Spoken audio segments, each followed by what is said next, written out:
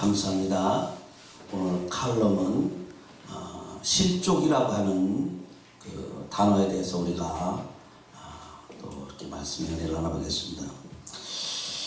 예수님은 복음 안에서 하나가 되시기를 원하십니다. 그래서 주 안에서 인간관계가 중요하죠.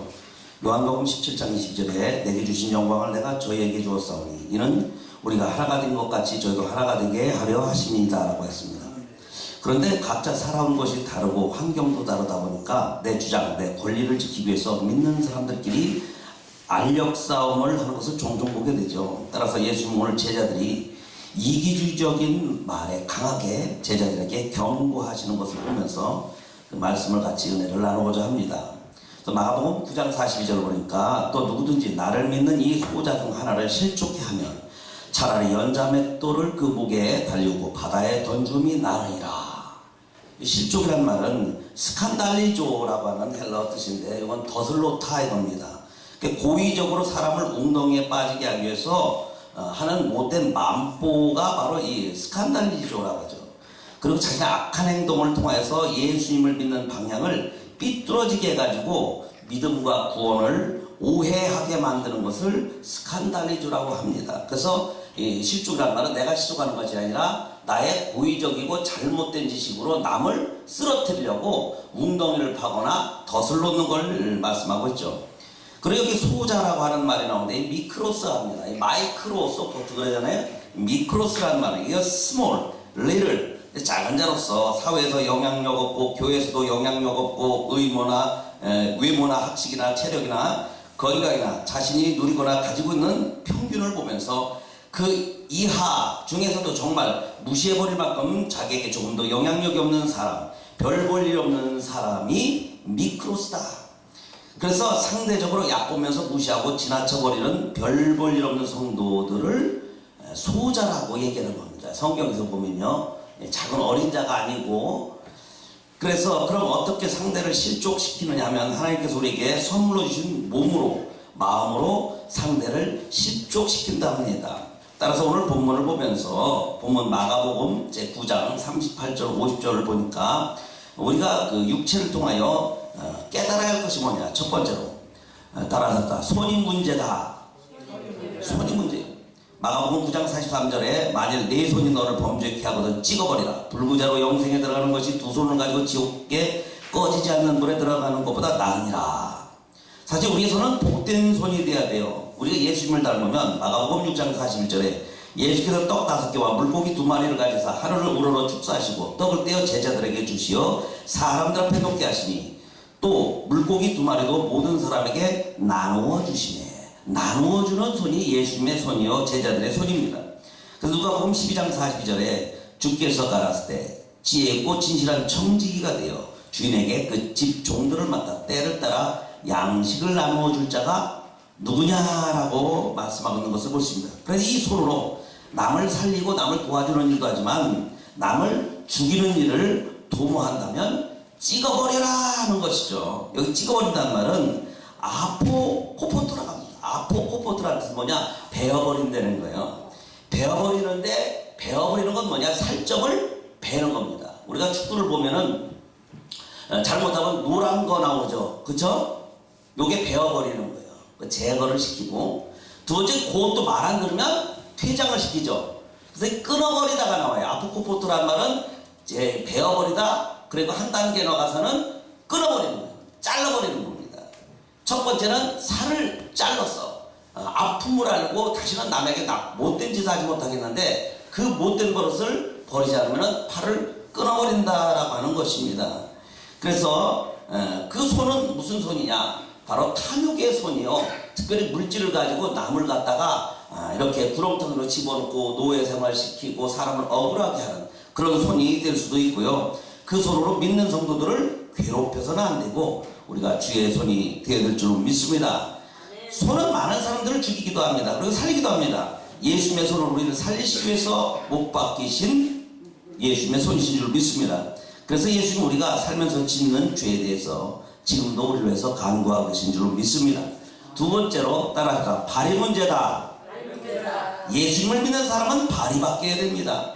죄를 향하여 가는 발을 바꿔서 복음의 발이 되어야 될 줄 믿습니다. 로마서 10장 15절에 보내심을 받지 아니했으면 어찌 전파리요 기록된 바 아름답도다 좋은 소식을 전하는 자들의 발이여함과 같으니라 라고 말씀하고 있죠. 그런데 이 발이 사람과 사람을 이간질하기 위해서 옮겨 다닌다면, 그리고 죄를 향해 걸어간다면 천국을 바라보지 않는다는 것입니다. 그래서 이런 것을 돌이키는 사람들이 하는 말이 뭐라 그래요? 우리가 손 씻었다, 발 씻었다 그러잖아요.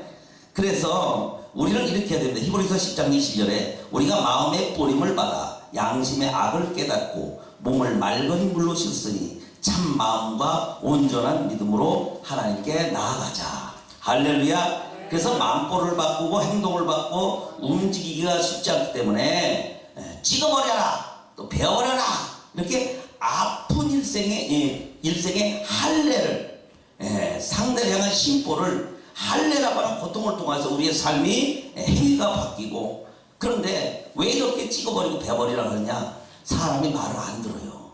성경에 보면 순종하라 순종하라, 왜 순종하라 나옵니까? 순종을 안 하기 때문에 순종을 하라고 하는 거예요. 사랑하는 성도님 여러분, 우리는 할 수만 있으면 하나님께서 주신 두 발로 사람 찾아가서 사랑을 실천하시기를 예수님의 이름으로 축원합니다. 세 번째로 따라할까? 눈이 문제다. 눈의 기능을 보면 보는 겁니다. 마태복음 6장 22절에 눈은 몸의 등불이니 그러므로 내 눈이 성하면 온몸이 밝을 것이라고 말씀하고 있죠. 사람을 보고 다른 사물을 보면서 사람마다 각기 다른 생각들을 하지만 유독 같은 생각을 하는 경우가 대부분입니다. 그래서 이쁜 여자를 보면 다 이뻐 보여. 그죠? 어떤 눈도 똑같아. 또 미남자를 보고 키 크고 미남자 같은 사람들 보면 여자들이 똑같은 마음을 갖는 거예요.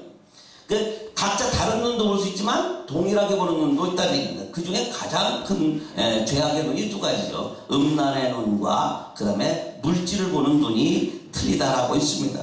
그래서 돈을 보고 사람을 보면 탐욕이 생기고 음란이 생겨서, 그래서 그걸 통해서 발과 손이 움직이도록 마음이 동하여진다는 얘기죠. 그래서 마태복음 5장 28절에 나는 너에게 이르노니 여자를 보고 음욕을 품는 자마다 마음의 힘이 가늠하였느니라 라고 말씀하고 있고요. 그래서 이 눈을 가지고 또 사람들을 핍박하고 사람들을 평가하잖아요. 그래서 뭐라고 그러냐면은 마태복음 7장 3절에 어찌하여 형제의 눈 속에 있는 티를 보고 네 눈 속에 있는 들보는 깨닫지 못하느냐라고 말씀하고 있습니다. 다윗의 집안의 불행이 그렇게 시작이 되었죠. 사무엘하 11장 절에 저녁 때 다윗이 그 침상에서 일어나 왕궁 지붕 위에 거닐다가 그곳에서 보니 한 여인이 목욕을 하는데 심히 아름다워 보이는지라. 그래서 이 보여가지고 결론은 그 여자를 데려다가 임신을 시켰죠. 그리고 그 남편을 전쟁터 맨 앞에 가서 맞아 죽게 했습니다. 그래서 나단을 통하여서 이 집안에 재앙을 선포했는데 자식들이 엄청난 재앙을 당하게 되었고 서로 물고 뜯는 그러한 자손들의 그 역사를 다윗이 눈으로 보면서 정말 가슴을 쳤던 일들이 성경에 기록하고 있습니다. 그래서 여기에 눈을 그래서 빼라, 눈을 빼버려라, 에크바이노라고 합니다. 에크바이노. 근데 이것도 두 가지가 있어요. 첫 번째 나가다. 눈을 빼서 밖으로 나가지만은 끊어놓지 않는 거예요. 눈을 빼서 끊어놓지 않지만은 얼마나 그 눈 뺄 때 아픕니까? 그러나 이 첫 번째 안 나가면 에크발로라고 하는 말이 뭐냐면 안 나가면 강제로 빼내서 뽑아낸다는 것입니다. 그래서 그 눈에 깊은 정화를 하는데 그것이 아주 빼버려라. 아까도 얘기했지만 첫 번째 축구에서 잘못하면 노란색 나오다가 두 번째는 퇴장하잖아요. 그러니까 하나님 한 번에 되는 것이 아니라 한 번 용서를 해줘요.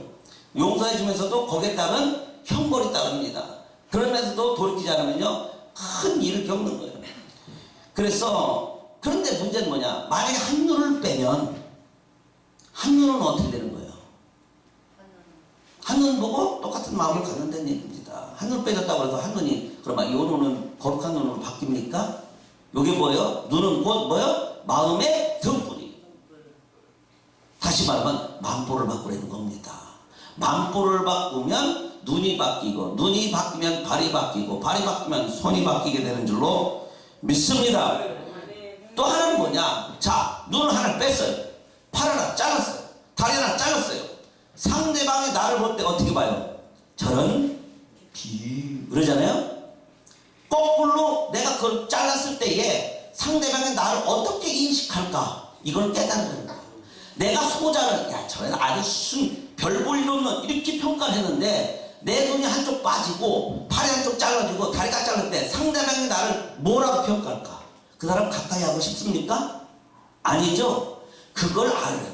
그래서 내 자신부터 알고, 내가 나약한데도 불구하고, 하나님께서 예수 그리스도를 통하여서 나를 구원하셨다는 것에 대하여서 진정으로 감사하면서, 나만 구원한 게 아니라, 예수님 피로 그 연약한 소자, 미크로스, 그 소자도 구원하셨기 때문에 동격이다라고 하는 사실을 기억하시기 바랍니다. 그러므로 우리는 마음에서 흘러나오는 눈, 그리고 손, 발 모든 걸 합쳐서 정말 형제를 사랑하고 화목함으로 말미암아 정말 하나님께 영광을 돌려야 될 줄로 믿습니다. 결론을 말씀드리겠습니다. 빌립보서 2장 3절에 아무 일에든지 다툼이나 허용으로 하지 말고 오직 겸손한 마음으로 각각 자기보다 남을 낫게 여기고, 그리고 데살로니가전서 5장 13절에 저희 역사로 말미암아 사랑 안에서 가장 귀히 여기며 너희끼리 화목하라.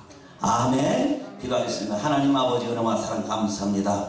우리 예수님께서 우리 귀한 하나님의 자녀들에게 경고를 하셨습니다. 그것은 뭐냐? 화목을 위한 따끔한 재직의 경고였습니다.